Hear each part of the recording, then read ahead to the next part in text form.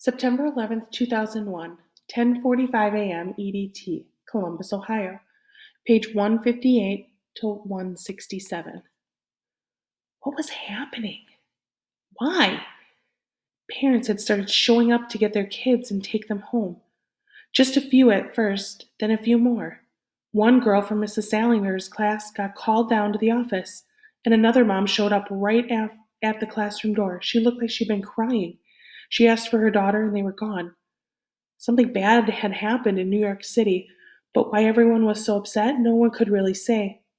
None of the teachers were interested in teaching anything, and after a while it felt oddly like a snow day, an in-school snow day on the warmest, clearest, most beautiful day of the year.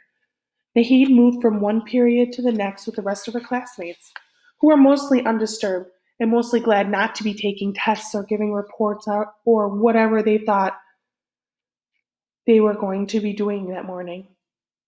No one was explaining what was going on until an announcement came over the PA that there was to be an entire sixth grade assembly in the library in 5 minutes. Seventh graders were to report to the auditorium, eighth graders to the cafeteria. Immediately. Did you hear anything? Tommy came up next to Nahid as they were making their way down the hall toward the library. I'm not sure, Nahid said.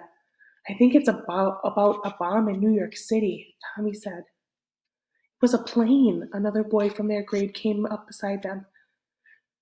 Mr. Nemotskis let us have the radio on in math class. He said it was a huge plane, and it was on purpose. That's a lie, Tommy said. That's not true. Oh, yeah? The boy kept walking forward, but looked back over his shoulder at them. Then why do you think we're having this big assembly? Just to hear about some random accident 1,000 miles from here? He nearly bumped into the line of kids waiting to file into the library. It wasn't New York. It was Washington, D.C., another girl told them. Either way, it was far from here. Or at least they got out of class, and they were all standing here doing nothing, which was certainly better than having to go to PE. The nearly 200 sixth graders poured into the library, and the teachers shouted out directions. Blue group sits here. Fill in these spots up front. Everyone on the floor. No pushing. Sit still. Be quiet.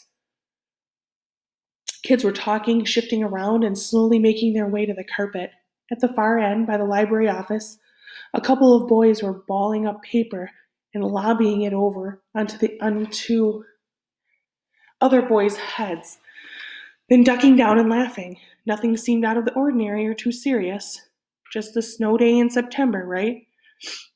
Nahid wanted to find Eliza. This would be a nice time to be nice, to sit with her and let Eliza know that she was serious about being her friend. But there were so many people, it was hard to make out any one in particular person. Nahid was scanning the room for Eliza, but she began to notice the teachers standing around the outside of the circle of students, their expressions solemn.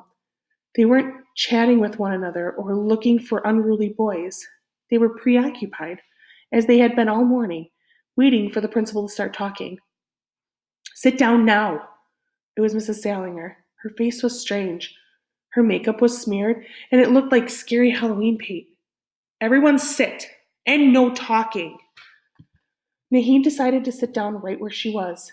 It was okay. She'd see Eliza later at lunch. Sitting with someone in the cafeteria was more of a statement anyway. Just a snow day in September, Nahid told herself again.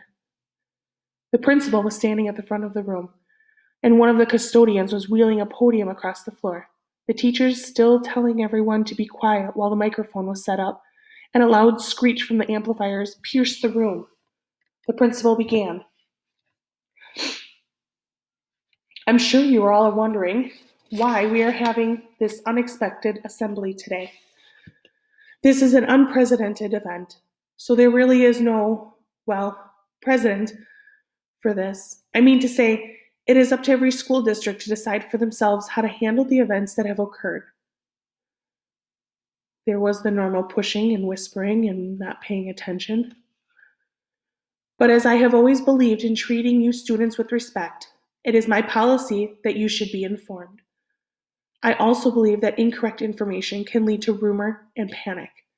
But before I go on, I will first tell you we have decided not to close schools today. The rest of the day will proceed on a regular schedule. I repeat, we will follow a regular school schedule, and dismissal will be routine. However, all after-school activities have been canceled. The noise in the room lessened. Nahid could feel her chest tighten. Maybe this wasn't a snow day, or a free day, or a broken septic system like the one that had closed school for a whole week last year. Something was definitely wrong. There have been 3 attacks on the United States this morning. Movements and the rustle of clothing, the tapping of feet, the ambient whispering suddenly stopped. One in New York City at the World Trade Center, one in Washington, D.C. and the Pentagon, and another somewhere in rural Pennsylvania. We are safe here. There suddenly wasn't enough air in the library for everyone to breathe. Nahid could feel it. She could see the principal talking and hear what he was saying, but nothing was making sense. It was like he was an actor in one of those end-of-the-world movies. This wasn't real. There is nothing to be afraid of. Some parents have called the school and are on their way to pick up their children. If your parent is one of those, you will be notified in your classroom. Again, you will go to your regular 5th period class. Thank you. And now your teachers will direct everyone back to their classrooms, and there will be no more discussions about this until further notice. As soon as the principal walked away from the podium, the noise level in the room rose, like a boiling kettle that suddenly started to steam. Everyone began talking. A few girls started crying, like those few girls who always do. Now Nahid knew for sure what Eliza had been upset about in science, and why Mrs. Salinger had snapped off the television. Why parents were running to school to pick up their kids. But still, it felt far away. There were things like this on the news all the time, weren't there? Bad things, scary things. Life wasn't a movie. It was going to be okay, wasn't it? Nahid slowly stood with the rest of her class, uncertain of what she had just been told, voices rising up around her. My mother lives in Pennsylvania. An attack? What does that mean? My dad lives in New York. They probably went after all those secrets stored in the Pentagon. I bet they stole all our secret files and spies and stuff. No, I heard it was a bomb. It wasn't a bomb. If it was a bomb, we'd all be in those underground shelter places. It's no big deal. It's not like it's a war or anything. They always want to scare us with this stuff. And so on. The students started to shuffle back to their classrooms. The gym teacher let Nahid's class have a study hall, but no one was allowed to even whisper. Nahid took out her math work and tried to concentrate, but by the end of the day, many kids had gone home. And with each one leaving, another little bit of information from the outside world got left behind. Hijackers, the World Trade Center, fire. When the bell rang for dismissal, the remaining students all poured out to the front of the school, and with no teachers to stop them, everyone was talking. The buses sat idling with their doors wide open. People jumping to their deaths, plane crashes, the White House evacuated. When was this end of the world movie going to be over?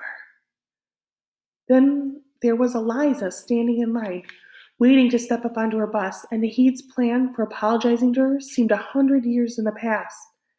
It seemed like a silly speck of sand in a sandbox that was getting bigger and bigger with every frightful story that flew from parent to kid, from brother to sister, from friend to friend, from one kid to another. Air travel grounded. Buildings collapsing. All at once, Nahid knew she needed to get home. She hurried along the sidewalk and found her own bus, number 15. I heard it was terrorists, the boy in the front of the line was saying. He sounded almost excited. Nahid couldn't see whom he was talking to. She could hardly hear above the sound of her own heart pounding. What do you mean, terrorists? Someone else asked. Nahid could hear her own exaggerated breathing inside her head like she was inside a wind tunnel. People were starting to push to stand as close to one another as they could, backpacks bumping, everyone's feet taking little steps closer to the doors. Nahid felt the heat of the sun warming her hijab. She brushed away a band of sweat that formed on her brow. She tried to calm herself. 3 more steps, and Nahid would be on the bus. That much closer to home. Just breathe. 2 more steps. She'd find a seat. Everything was going to be okay. It was Arabs. The voice rose above the others. 1 more step. Yeah, Muslims.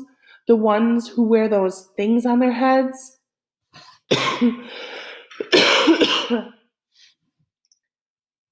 Nahid didn't get on the bus. It was just after 3. The sky was clear and quiet and the bluest sky she had ever seen. Nahid stepped out of the line. She hiked her backpack up over her shoulder and took off down the access road toward the elementary school. Their school got out an hour after the middle school. It was about a half-mile walk. She needed to find her sister.